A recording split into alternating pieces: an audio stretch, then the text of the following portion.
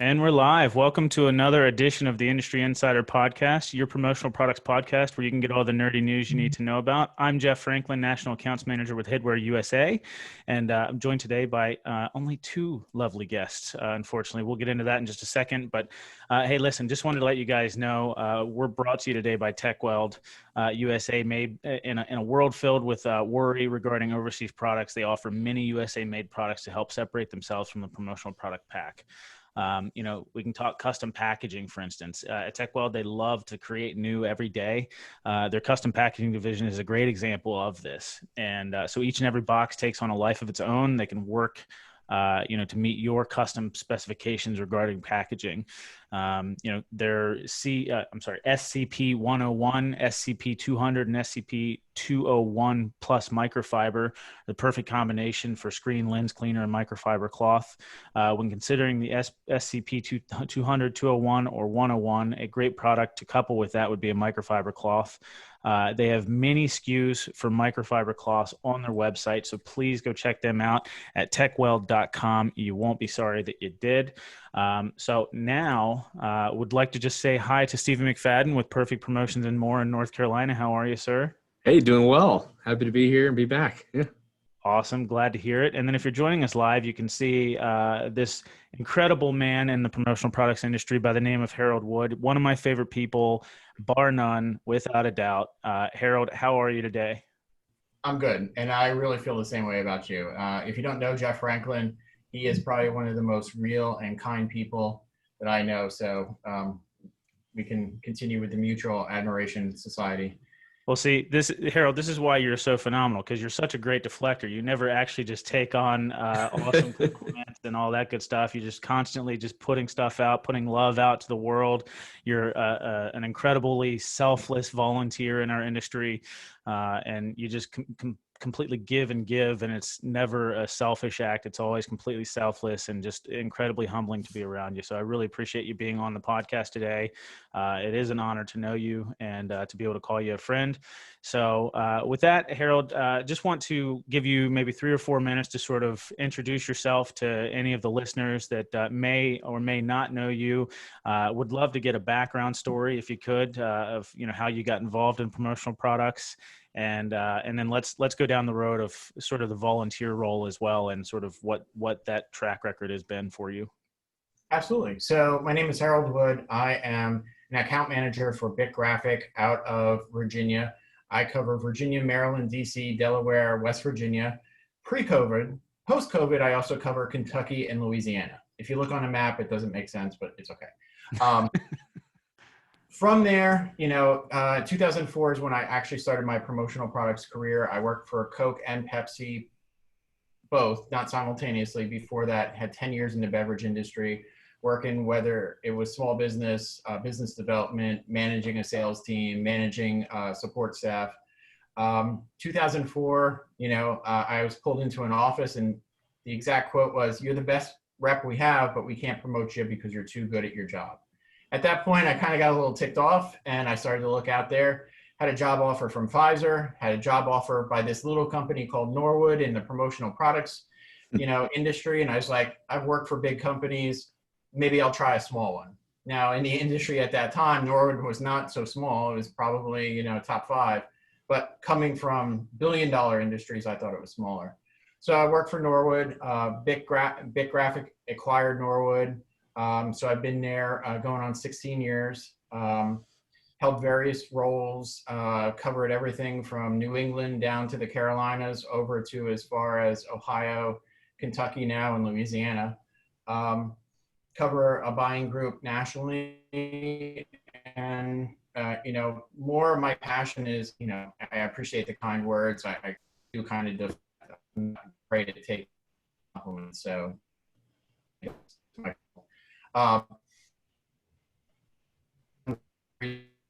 in New Jersey, I've worked with CPA a couple of times, VAPA, the Virginia Promotional Products, RAC Board, as just a board member, and this year I am the RAC Board president, which I don't recommend being president the year of a pandemic. Not top 5 on anyone's list.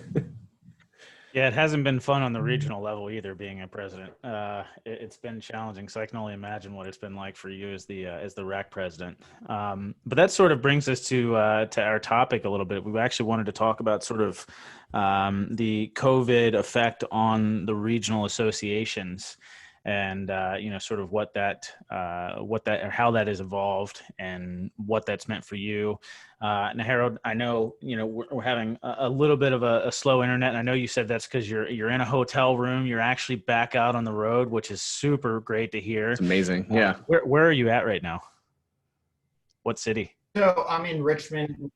We're in Richmond. So basically, two other suppliers set up some like suite room shows. So we Very have nice. about 15 to 20 people coming through, different groups, socially distant. I do have my, big graphic mask on too during, but on a podcast it doesn't work. I sound muffled. But We're plenty yeah, social distance right now. So. Yeah. It's one of those things like I was actually nervous and a little excited. Like I haven't done sales calls in like since March. So that was kind of, cool. I forgot how to pack the car well, so I had to repack it. It's definitely, I love our industry. I love the people in our industry. And I think that's one of the reasons I volunteer. You brought up the regionals, and COVID has had a very large impact on them. Just meeting Steven, he was talking that he's on, on the camp board. I know you do CPPA. Every single regional has had to scramble. My first point would be, thank your executive director, which I know, Jeff, you're related to one. Yep. So, yeah, thank them, because I know for that first month between rescheduling and to get on board with everything virtually, they've probably worked harder this year than they've ever worked ever before.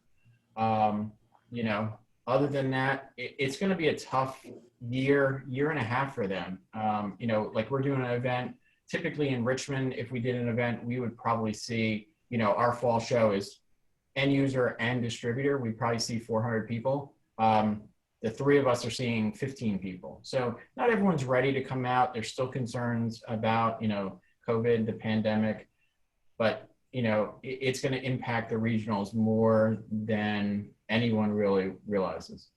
Yeah. So I know it's definitely been challenging. I know there's been a couple regionals that have decided to move forward with some shows. We talked about OPA doing the Sales Safari in Kalahari. And although it wasn't, I guess they had a little bit of a drop off in attendance, as you would expect with this situation, it still went off really well. They followed safety guidelines. So really excited about that. I know that there are some other people that are getting on the road now, slowly but surely. It's just a really nice change of pace and something to see. I'm personally also excited about getting back out on the road. That's going to happen relatively soon. I was actually out a little bit, maybe like a half a day or a day a week, probably about a month ago for about a month. So that was nice just to be able to get out of the house, and to go see folks. I mean, it's been a tough challenge for everybody this year. And so Harold, we actually had, we had Paul Bellantone on last week. And so we talked about, how diligently, PPAI and that board has worked, and how they, usually go from like a monthly sort of call to now they have a standing weekly call, which, if you've ever volunteered on a regional board, the kind of commitment that takes, and just how much effort that really takes. So, to hear that the same thing's happening, or similar things are happening with RAC and just on the regional level, it's phenomenal to see that. It has been challenging for sure. And the executive directors have done a phenomenal job, in my opinion, at least the ones that I'm aware of, with rescheduling and pushing things back and following safety standards. And they're actually also doing, I don't know if it's weekly or monthly calls amongst the executive directors, but the executive directors are actually doing a lot of extra work than what they would normally be required to do so in this environment. So, I'm really excited about just the possibility of, things potentially returning back to some type of, physical contact, if you will, or in-person contact. Yeah. I mean, realistically, I mean, obviously the pandemic is it's been a downer for personnel and staffing, whether you have your own company or you're part of a company. For the regionals, it's event driven, membership, but it's really a reset button. I mean, we can look at all the negatives or we can start to look at the positives.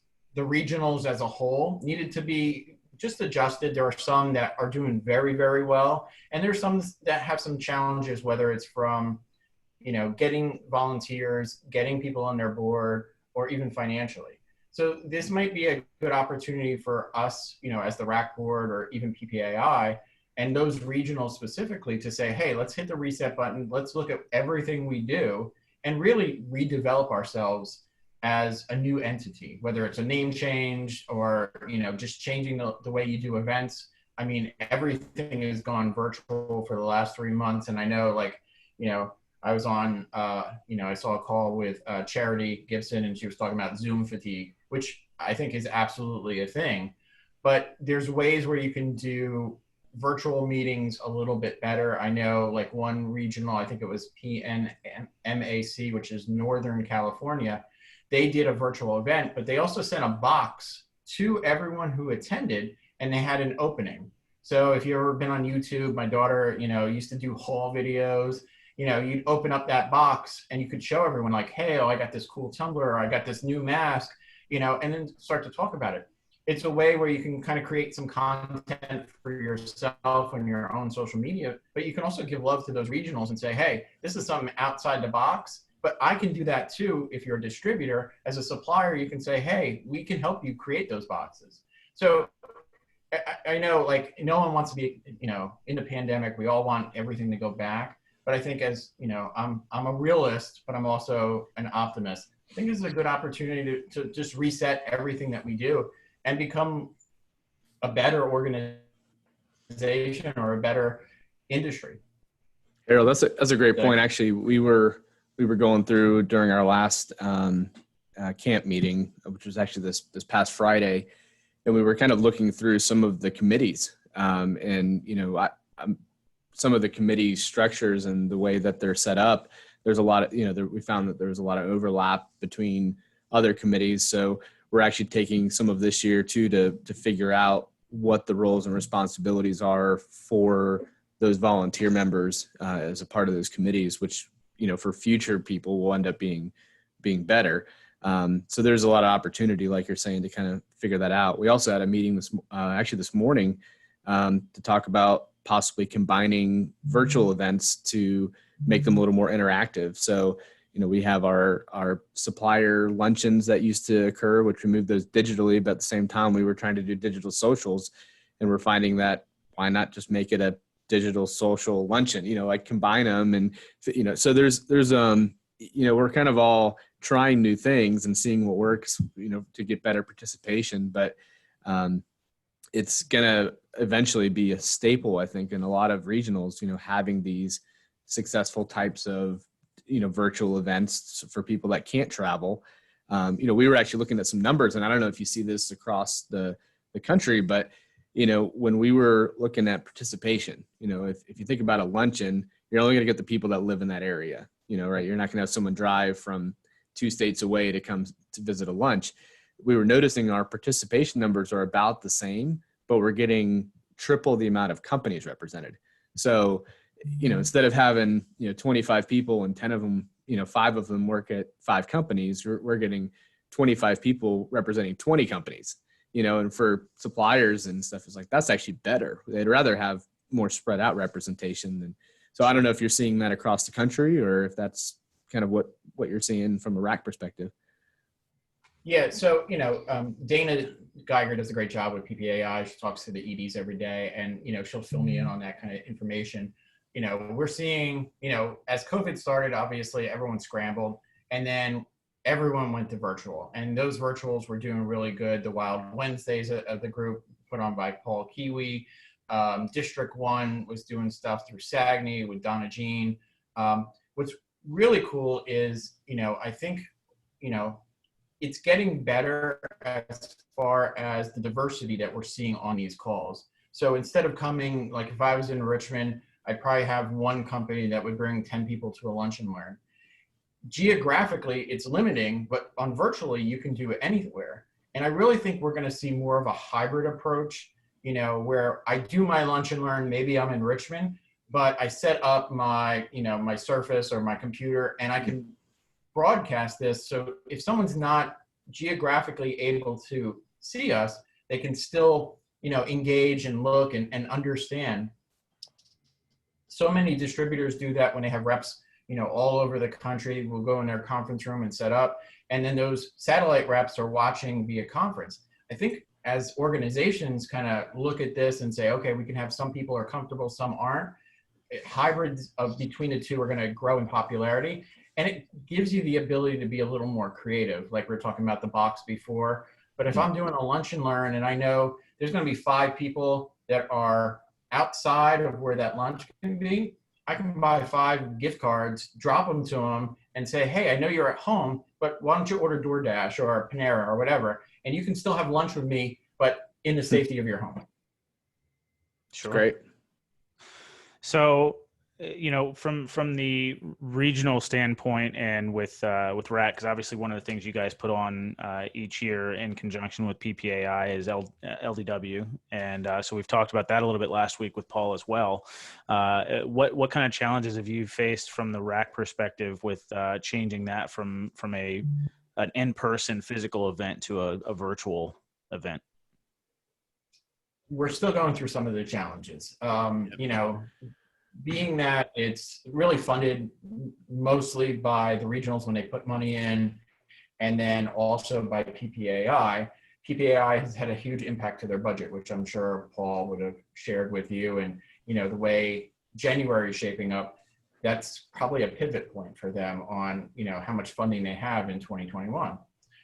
From our standpoint, redeveloping that 3-day symposium with everyone coming from around the country is a little challenging. What I do like about the change is we're going to be more inclusive. So now it's not just you pick 5 members of your board. Now you can bring the entire board. So it gives you the capability of not only just training 5 people to move up, now you can train your entire board, whether it's 8 or 12 people, to kind of take part on this.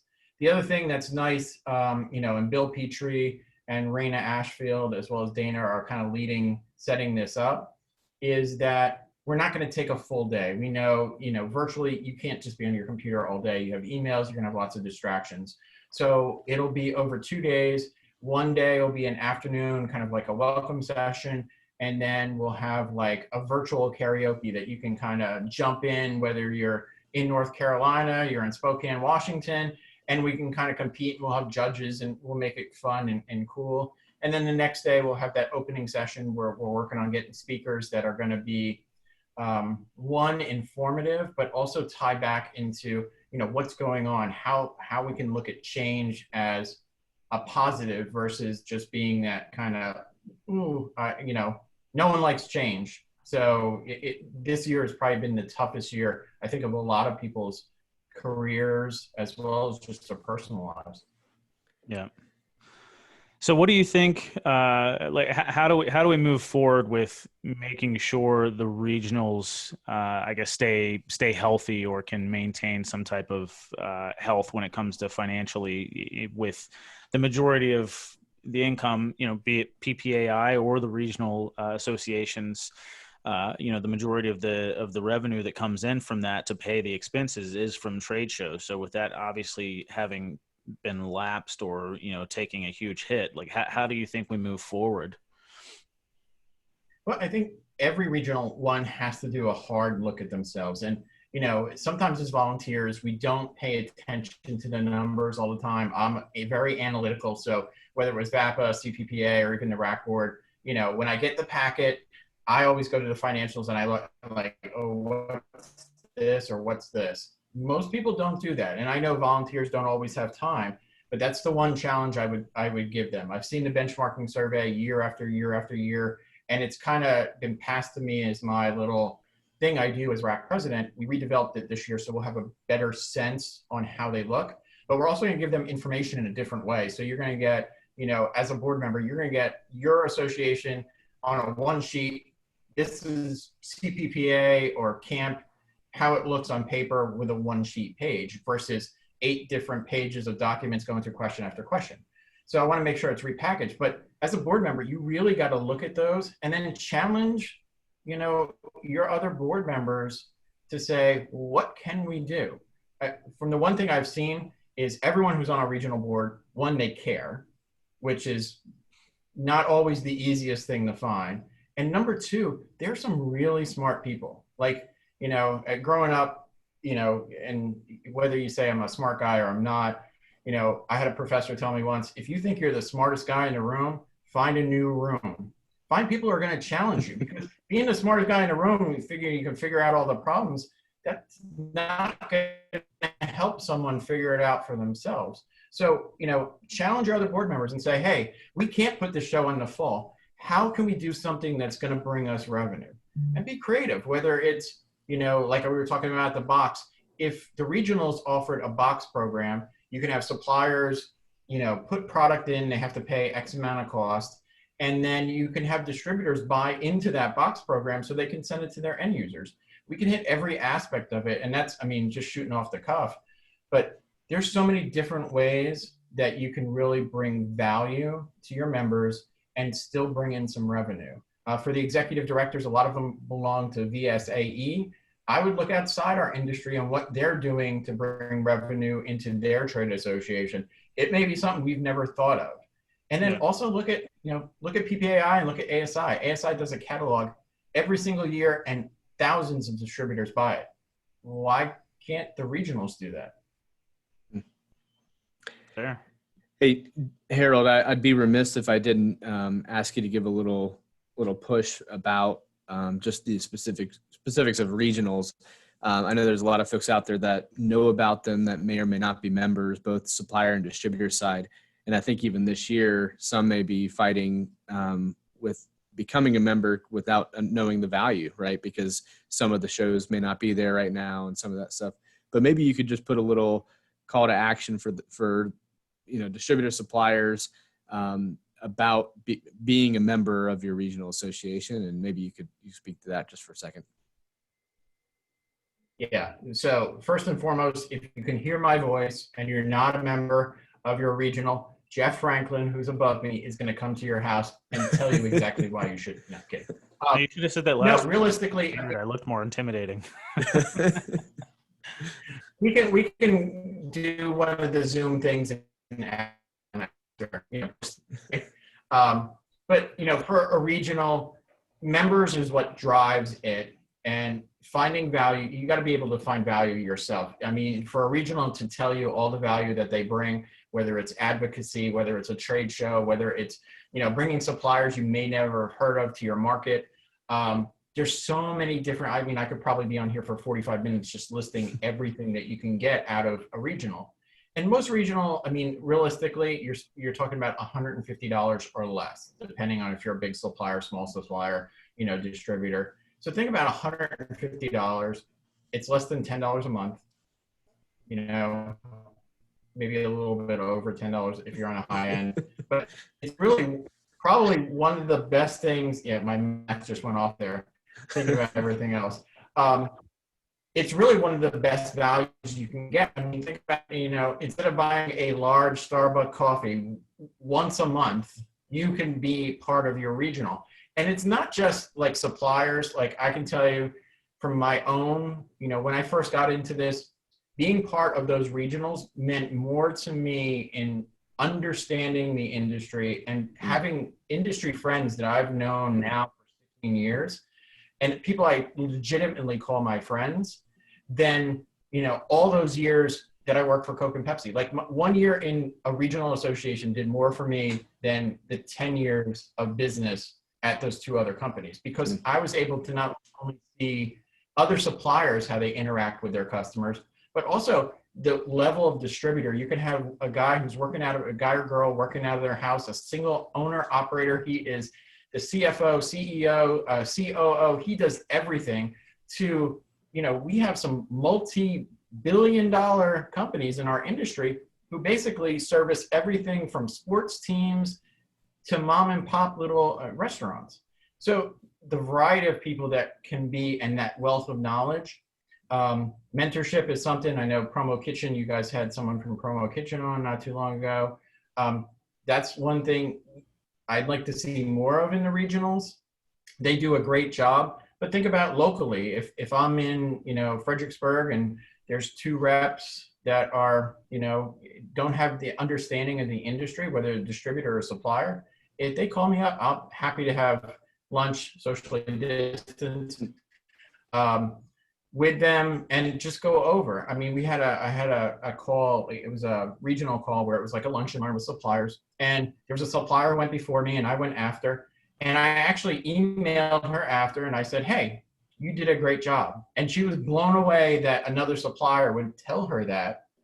And then we started a report. We asked she went back and forth with a couple of questions. Now, obviously there's stuff that I can't tell her about my company and she's not going to tell me about her company, but just in salesmanship and how to work with customers. And there's a ton of knowledge that, you three, if Meg was on here, I know Meg's been in the industry for a while, even though she only looks like she's 12.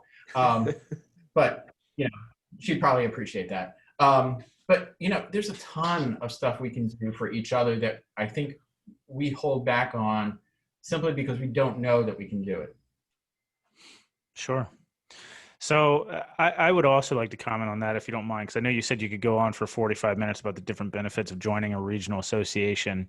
And while that's true, you also have to think about that as like put it in perspective. That's like saying you're at a buffet in Las Vegas. Okay. Everything on the buffet is a benefit from a regional association, but you actually have to go up to the buffet with a plate and grab the stuff and put it on your plate. Otherwise, you're not going to get any benefit out of it.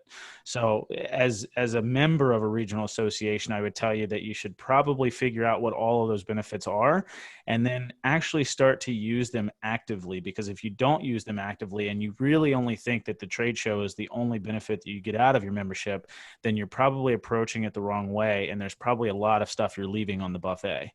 Benefit buffet. Yeah, like a benefit buffet. There you go. So Harold, I personally have one last question for you. Okay. Cause I didn't know this about you. I didn't know that you worked for Coke and Pepsi. So, we're about to separate worlds here. Okay. Who's better, Coke or Pepsi? Ooh. So are we talking as a cola or are we talking about companies? Yes. So without, making one seem inferior over the other, it's like everything there, whether you choose, Headwear USA or another hat supplier, sometimes it comes down to personal preference. Some people like sweeter, some people like more acidic. That's the difference between Coke and Pepsi as a cola. As a company, they are both. Stephen, did we just get Paul Bellantoned? We might have. All right. That was the most politically correct way of answering that question, and I'm so sad it happened. Which one do you like? Well, it depends on you. Yeah. So for personal, like I stopped drinking soda a couple of years ago simply because of health. Dana always says, gym memberships are like memberships for association. So to tie it back into your last statement, if you go, you're going to be in great shape. If you just pay it every month, not so much. Not doing anything. That'd be nice, wouldn't it? Yeah. You just wake up and you're like, yeah, I'm ripped. All right, let's go. But yeah, no. So Pepsi's a little sweeter. I have a tendency to have a sweet tooth, so I definitely gear it toward that way. Both of them were great companies to work for. I left Coke because of, Pepsi offered me a decent amount more money to do the next role. And at Coke, I was kind of stuck at where I was. So it wasn't like I was out there looking. I was in a supermarket doing my job and someone comes up to me and goes, hey, I'm tired of you kicking my butt. You want to work for us? And I was like, I guess, I don't know. Like, is this a real question? Or like, you're joking me.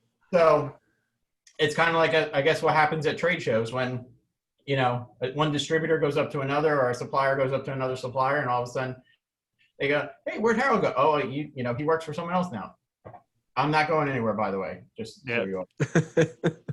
You see him at the trade shows, go the other direction. He's not listening. Steven, do you I'm have a, any other questions for Harold? no, I was just gonna say I prefer Coke and Mountain Dew. Those are the two. So I'm one on What, each side of the fence. when I was younger, I liked Mountain Dew, but now I'm all about the Coke. I do. I will polarize the world for us. Okay, Coke is way better than Pepsi. Well, okay. So with that, is it because you're mixing it with bourbon, or is it because you just like Coke better? Well, to be honest with you, I really don't drink a whole lot of soda unless it's mixed with alcohol, and it's just not called a Pepsi and Jack, okay, or a Jack and Pepsi. All right, you just can't mix bourbon with Pepsi the same way you can with Coke and say it's the same. It's not. Sorry, Vegas. Sorry, West Coast. It's just not the same. And that all goes back to contracts and money. That's why Yes. certain places have certain things. Yep. Yeah, no, I mean, again, it's a personal preference. So, Yeah, you know, we actually have a customer with Pepsi, and when they fly, they would only fly certain airlines that carried Pepsi as opposed to Coke. They would, visit restaurants that sold Pepsi as opposed to Coke. So it's pretty hardcore when you get in when you get in there. Yeah, absolutely. that's a pet peeve for me too, actually. Like when you go to an all-inclusive resort in like Cancun or something like that, and you get there and you find out that the resort's a Pepsi resort, and you're like, no, no. You literally have to go to the Oxxo, the convenience store down the street to buy a 6-pack of Coke just so you can make the stinking drink that you want to. So anyhow, well, with no other questions, guys, I just want to tell you once again, TechWeld USA Made is in a world filled with worry regarding overseas products. They offer many USA Made products to help separate themselves from the promotional product pack. We talked about hand sanitizers in the past and coming from Mexico. You got no worries with that here with TechWeld. Hand sanitizers due to the coronavirus outbreak. This is something that's trending worldwide. CDC recommends sanitizer and washing hands to help prevent the spread of the disease. They have many sanitizer SKUs that can help combat the spread of the virus. They've got FDA compliance. They are FDA compliant on their products in a time of uncertainty. Knowledge that a product is FDA compliant is key to allowing the customer to feel at ease when placing their order. So be sure to check them out at techweld.com for more information. Harold, I really do just appreciate you so much for coming on and giving us a bit of a regional perspective on how COVID's affected everything. I know people are probably sick of just hearing COVID related conversations in general, but honestly, there's so many different perspectives and how things have affected everything. And so just really appreciate your personal viewpoints and from the regional perspective as well. Thank you for joining us. Yeah, thank you for having me. I Yeah, appreciate and thanks both. for all the time you put into volunteering. I mean, that's amazing. And I also I stalked you on your Facebook. It looked like you were in the Hall of Fame, CPPA Hall of Fame induction. So that's amazing. So great job with all that. Well, I appreciate that. And again, like, I have 3 kids, been married for over almost 30 years. And I'll tell you, volunteering makes the difference, whether I was doing it with a regional or with an animal shelter or coaching the kids in baseball. It's one of those things where you got to find your passion and do it. And on my closing words, there's a quote that I always love, and it's nice to be important, but it's more important to be nice. Like Jeff Franklin. Come on now. All right, guys. Well, thank you so much. Really appreciate your time. Be sure to join us next week. It was great spending a few minutes with you. Thank you. Bye-bye. All right. Awesome.